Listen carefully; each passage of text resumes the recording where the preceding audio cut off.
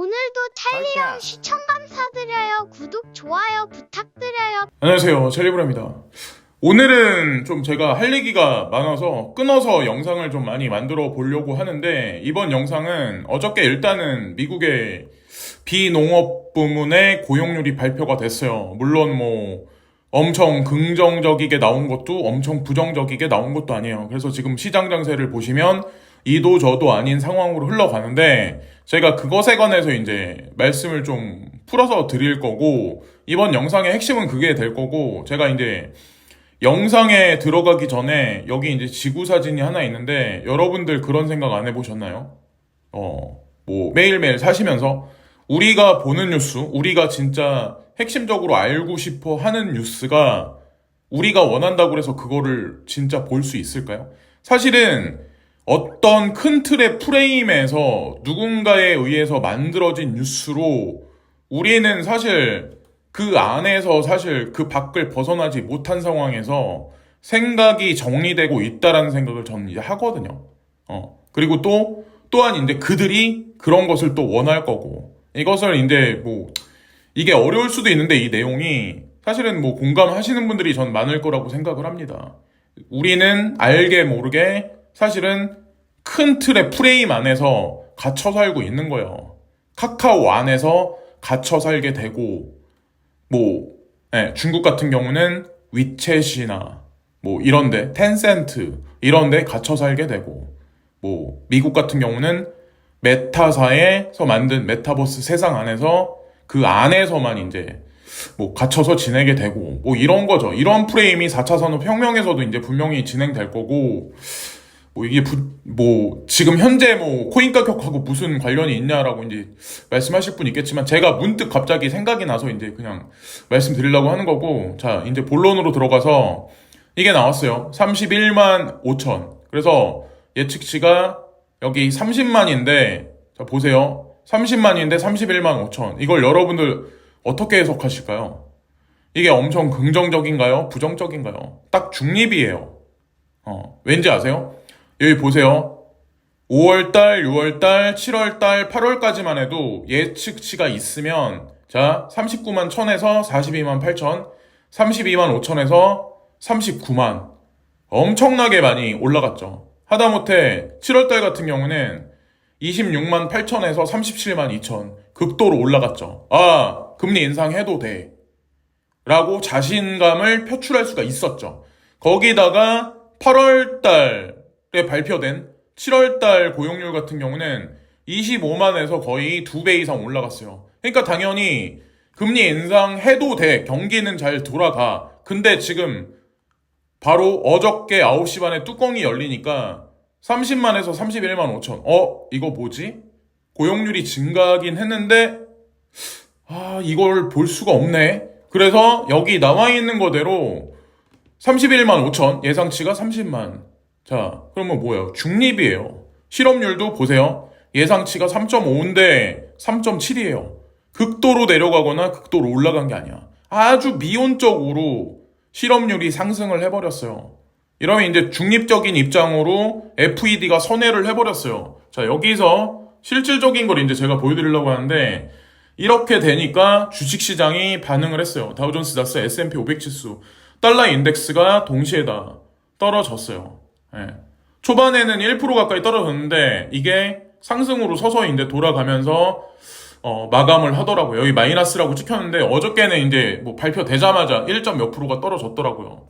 여기. 그리고 코인은 지금 보시면 아시겠지만 2만 달러 위로 살짝 올라갔다가 2만 달러에서 외줄 타고 하고 있는 현재 추세이고, 라이트 코인만 찔끔 반등을 했지만, 이거는 알트코인 반등 축에도 못 끼죠. 사실 지금 같은 상황에. 자, 그리고 중요한 거는 여기 키코라고 여기 써 있는데, 이 어플리케이션이 진짜 아이러니한 게 뭐냐면, 이거는 금, 은이나 어떤 그런 자산에 관해서만 원래 추세 추종을 하고, 그게 메인 핵심이 되는 주제가 되는 어플리케이션이거든요. 근데 여기에 왜 가상자산이 들어가 있을까요? 그 의미를 여러분들이 또한 보셔야 되고, 이제 FOMC 회의까지 19일 정도 남았어요. 19일 정도 지금서부터. 그러니까 며칠 뭐 남지는 않은 거예요. 지금 현재 상황이. 자, 그리고 중요한 게 여기 보세요.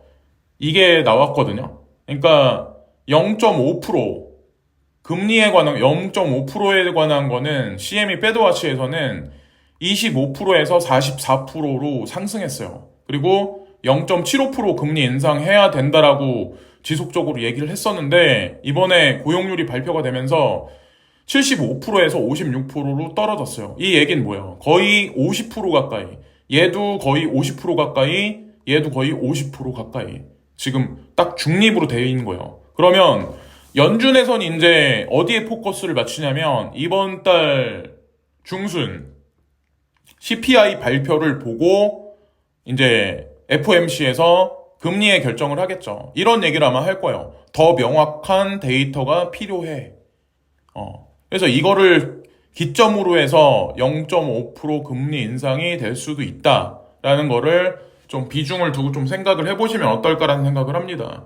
근데 이거랑, 자, 중요한 거는, 머지죠, 사실은. 그래서 머지를 통해서 과연 전체 코인 시장이 어떻게 움직일지에 관해서는 아무도 예측을 못해요. 저도 그래서 그냥 비트코인이든 뭐 이더든 그냥 저는 이더리움 클래식도 마찬가지로 그냥 홀딩을 하고 있는데 이런 상황에서 비트메인이 이더리움 클래식의 채굴 펌웨어를 출시했다 이런 얘기가 나왔어요.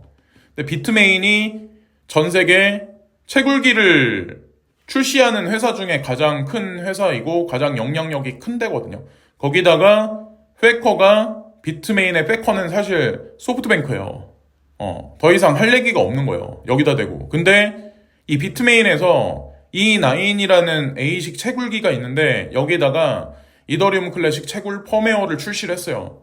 그래서 A식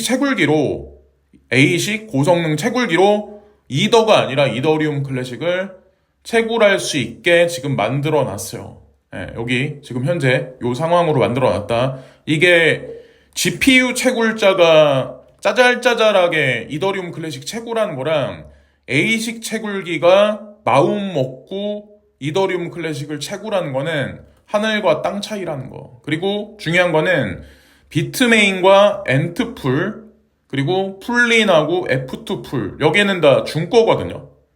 중국 위주거든요. 이 풀들이 같이 움직인다. 이게 이제 핵심이라고 저는 생각을 합니다. 그래서 어쨌건 끝까지 지켜보시고 비탈릭 부텔린이 암호화폐 하락장 예상보다 늦게 왔다. 미래엔 주식만큼 안정성이 갖출 것. 그래서 결국에는 뭐 주식시장 같이 될 거야. 뭐 비슷한 얘기를 지금 뭐 하고 있죠. 저도 예전에 지속적으로 반복해서 주식시장 같이 될 거다라고 아마 말씀드린 적이 아마 있을 거예요. 그리고 실제로 뭐 증권사에서는 그렇게 되기 위해서 준비를 한다라고 저는 생각하거든요. 그게 뭐 오류다라고 얘기가 일전에 나와서 아니다라고 하시는 분들도 있는데 아니땐 굴뚝에 연기는 안 나요. 항상. 그래서 어쨌건 뭐 쓱 지나가는 얘기로 말씀도 드리고 부정적인 어떤 그런 상황 중에 대표적인 게 하나는 루나코인에 관한 어떤 그런 게 종식이 되려면 아직 멀었지만 3어로 캐피탈 그리고 여기 셀시우스 네트워크 특히 셀시우스 같은 경우는 천천히 고객한테 다시 자금을 반환해 준다라는 얘기가 여기 있잖아요. 5천만 달러를 반환하는 것을 목표로 셀이 50% 상승했다. 그러니까 서서히 회복해 가고 있는 와중이 아닐까라는 생각을 하게 됐습니다. 이걸 보면서. 그리고 여기 말고도 아마 다른 플랫폼도 아마 서서히 움직이기 시작을 할 그 뉴스는 뭐 추후에 나오기 시작을 하겠죠. 그리고 이거는 독일 상황인데 어저께도 전기료가 많이 좀 하락을 했다. 그래서 50% 가까이 하락을 했는데 오늘도 비슷한 얘기가 나왔어요. 가스 가격이 전고점 대비해서 38% 하락을 했고 여기 그 전기료 가격이 전고점 대비해서 52% 하락을 했다. 그래서 지금 현재 이 차트상 봤을 때는 지금 떨어지고 있는 현재의 실정이다. 근데 중요한 거는 러시아에서 이런 얘기를 했어요. 가즈프롬. 우리 가스관 열지 않을 거야. 고치려면 시간이 오래 걸릴 것 같아. 이런 얘기가 있었는데 유로존에서 러시아 쿼터를 건드린 얘기가 하나 또 있어요. 그래서 푸틴이 화가 나서 무슨 중대한 발표를 하나 한 게 있거든요. 근데 유로존 입장에서 자기 발등 자기가 찍는 격으로 지금 만들어 가고 있어요. 아이러니한 거는 왜 그런지 모르겠는데 그거는 뭐 그들만이 뭐 생각하고 있는 게 있겠죠. 그래서 여기 어떤 얘기가 있냐면 수출 강국의 후광이 사라지고 있는 독일에서 유로존에서 최고 강대국이기 때문에 거의 유로존 전체를 움직이는 국가이기 때문에 이 국가만 봐도 유로존 자체를 알 수가 있죠. 독일의 무역 흑자는 수입보다 수출이 더 빠른 속도로 감소한다. 7월에 축소됐어. 그래서 54억 달러로 6월 62억 달러에서 축소됐어. 흑자는 지난 몇 달간 크게 줄어들었어. 그래서 여기 보면 뭐 무역 밸런스에 관해서 나오는데 지금 현재 쭉쭉 줄어들고 있죠. 수출 자체가 지금 잘 안 되고 있다는 얘기예요.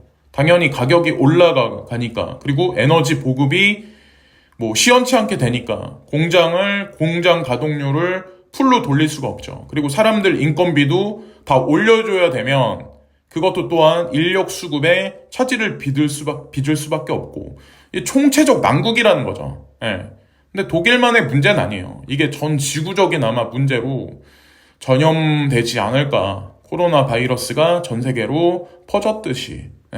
저 이제 이렇게 생각을 해요. 그러니까 하이퍼 인플레이션의 창궐. 그래서 나이 어린 친구들은 코인 투자해서 내가 돈을 많이 벌면 뭐 나를 위한 좋은 차를 탄다가 아니라 남과 비교하기 위해서 나는 좋은 아파트, 나는 좋은 호텔 가서 인스타그램에 사진을 찍고 이런 사람들도 많은데 진짜 속이 깊고 머리 좋은 사람들은 본인을 위해서 생존을 위해서 투자한다는 아마 그런 생각들을 많이 하실 거라고 전 생각을 합니다.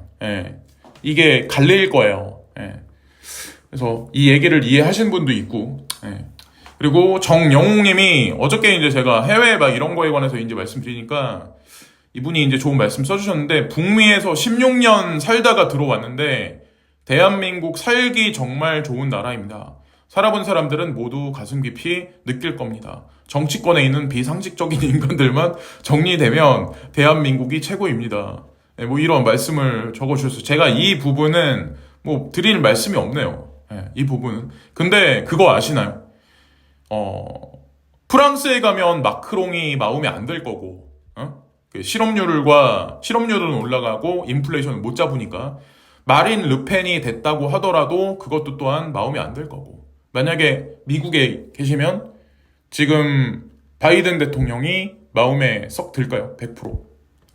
저는 이제 그렇게 생각을 해요. 저는 그래서 제가 해도 못할 거고, 제가 정치를 해도 저도 이제 못할 거고, 저는 솔직히 그래요. 그냥 내가 고민하고 스트레스 받아서 해결되지 않는 거는 저는 그냥 신경줄을 꺼버리거든요.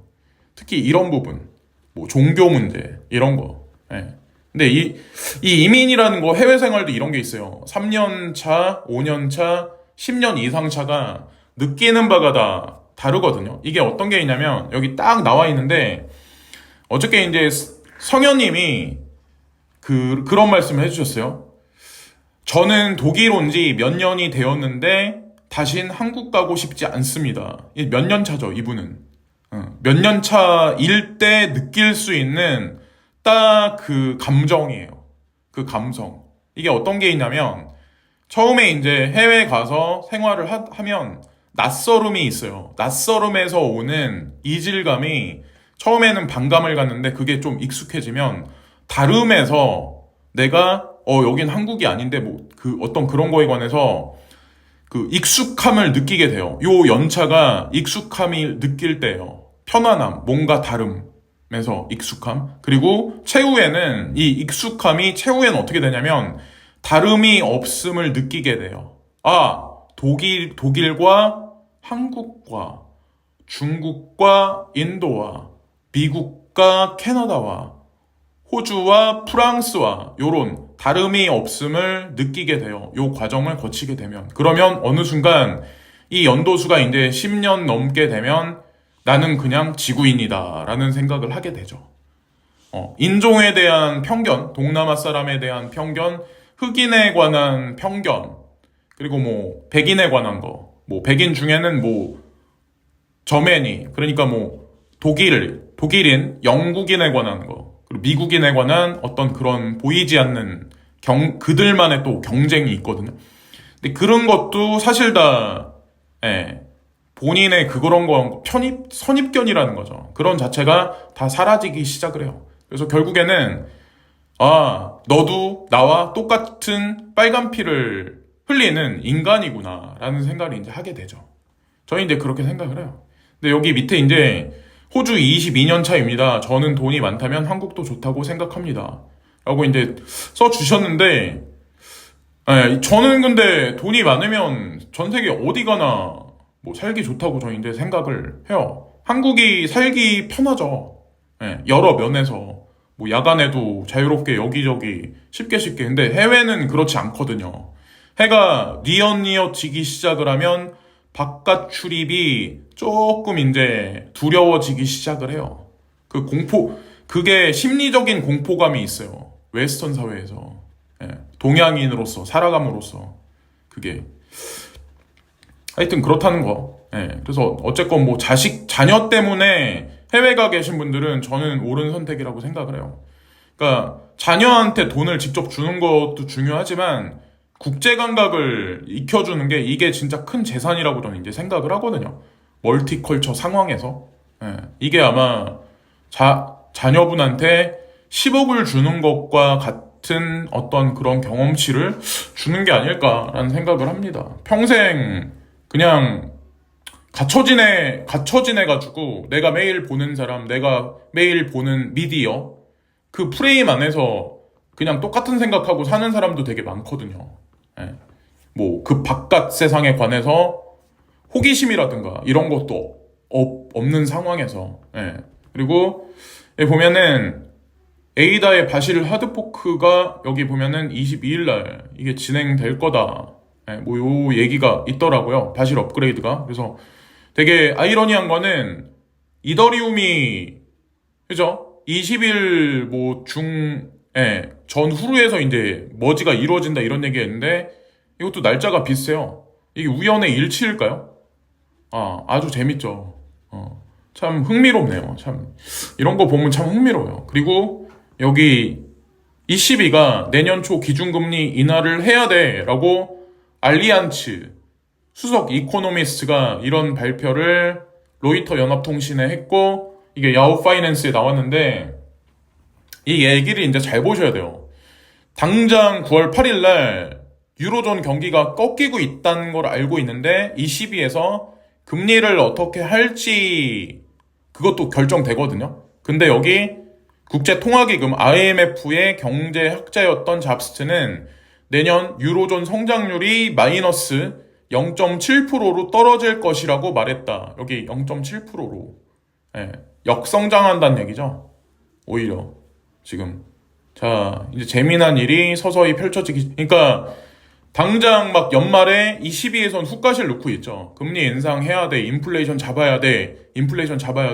근데 몇 달 안 남았잖아요. 근데 내년 초에 금리 인하한다? 뭔 얘기예요? 중앙은행 컨트롤 범위를 벗어난 거예요. 만약에 내년 초에 기준금리를 인하한다고 치면 돈을 다시 풀겠다는 얘긴데 그랬다고 그래서 이게 경제성장률을 꺾이는 거를 막을 수 있을까요? 예전보다 2배, 3배 되는 자금을 더 풀 수밖에 없거든요. 그러면 돈 가치는 떨어질 거고 명목화폐 시스템의 기반은 흔들리기 시작을 할 거고 하여튼 뭐 이런 상황이 몇 년간 계속 지속이 되면 이게 결국에는 CBDC의 파일로 테스트가 진행되는 게 아니라 파일로 테스트가 넘어서 이게 그대로 아마 들어갈 거예요. 중앙은행에서 사기업을 통해서 이제 디지털 유로를 발행하기 시작을 하겠죠. 그게 뭐 서클사가 될 수도 있는 거고 그거는 뭐 아무도 모르는 거니까. 근데 아까 제가 이제 유로존 얘기 말씀드리면서 G7이 재무장관 러시아산 원유 가격 상한제에 동의 이 얘기를 했어요. G7 재무장관이 러시아산 원유 가격 상한제에 동의. 그러니까 크렘린에서 러시아는 러시아산 석유 가격 상한선을 지원하는 국가의 석유 판매를 중단할 것입니다. 여기 미국 국기 있고 유로존 국기가 있죠. 자, 그러면 어떻게 될까요? 크루드 오일 가격과 천연가스 가격은 과연 올 연말이 아니라 내년 초반에 어떻게 될지 그것으로 인해서 전 세계 경제는 어떤 식으로 흘러갈지 전 이미 많은 소스를 영상을 통해서 전달해 드린 것 같아요. 그래서 이런 짜잘짜잘한 내용을 가져다가 베껴가지고 자기 내용화해서 이거를 유료화해서 말 같지도 않은 얘기하면서 뭐 말 같지도 않은 트레이딩 관점 얘기하면서 그런 사람들도 있어요. 근데 뭐 그렇게 살아가는 거죠. 여태까지 뭐 젊었을 때도 그렇게 산 사람이 나이 들어서도 저는 이제 그렇게 생각을 하거든요. 그냥 저는 뭐 저 아는 형은 뭐라고 얘기를 하는데 하여튼 뭐 그러네요. 그런 면은 좀 떨떠름하긴 해요. 솔직히. 자, 여기까지 말씀드리면서 이번 방송도 마치겠습니다. 감사합니다.